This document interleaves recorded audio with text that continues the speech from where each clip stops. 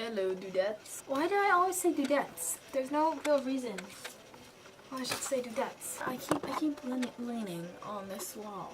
I don't like it.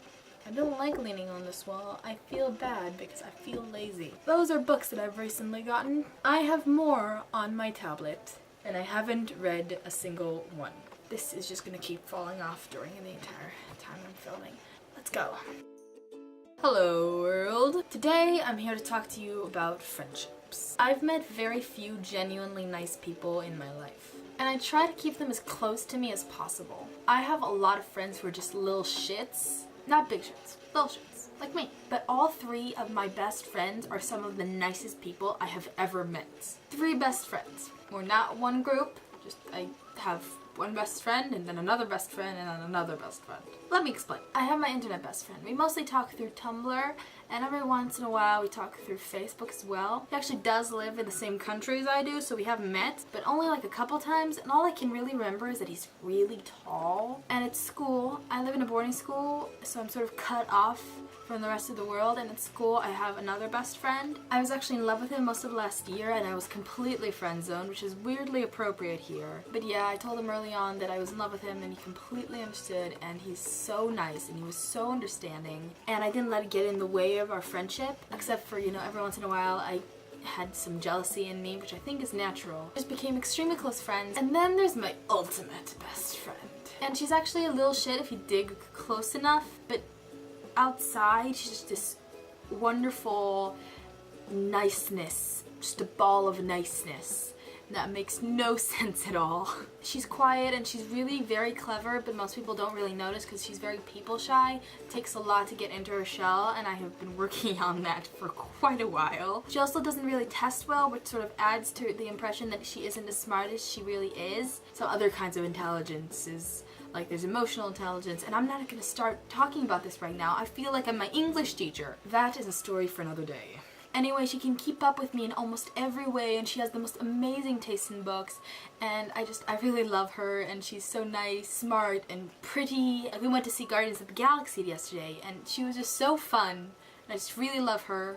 And she got me a pen when she went to London, which I really wanted to do this year, and instead I went to Rome, so you know, that's another story. These 3 people are some of the most genuinely nicest people I've ever had the fortune to meet. My school best friend's birthday is actually today, and I called him and I talked to him, and he's wonderful. And I was trying to fall asleep at 4 a.m. per usual. And I was thinking how glad I was he was born, because he just makes the world better. He is such a genuinely kind and nice person, and he has seriously made so many lives better by just being alive, even just a tiny bit better. And then there are people who aren't genuinely kind people, who are just hide their unniceness under a surface of niceness, and they let it grow and fester and just ugh.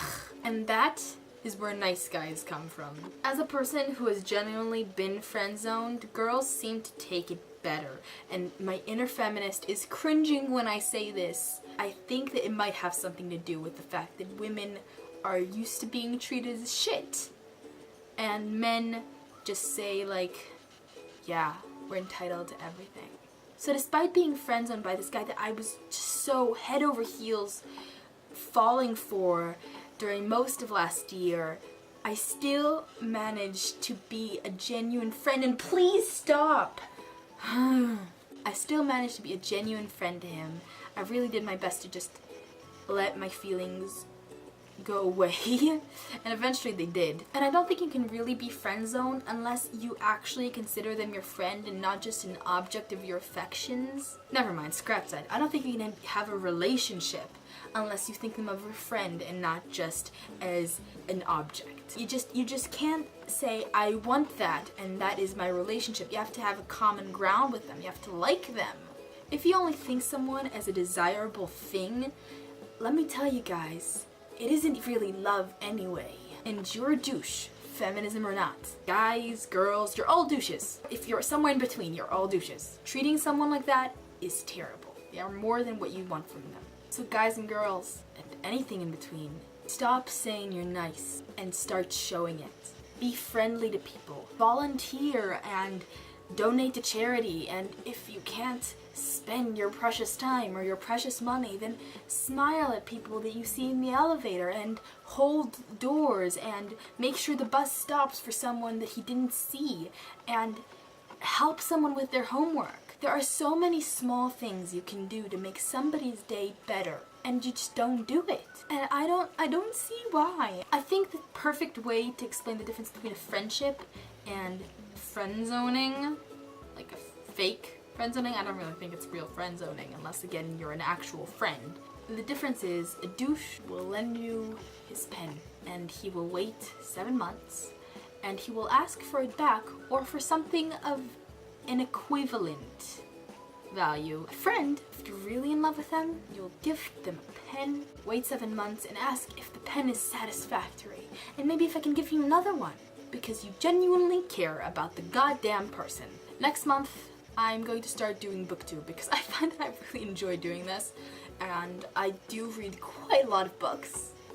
Exhibit A, and I think that I'm a pretty good reviewer too. So I'm gonna do like spoiler-free sections that are gonna be like a minute, 2 minutes long, and I'm gonna fangirl or bitch about the book, depending if I liked it or not. And I think that is all. Goodbye.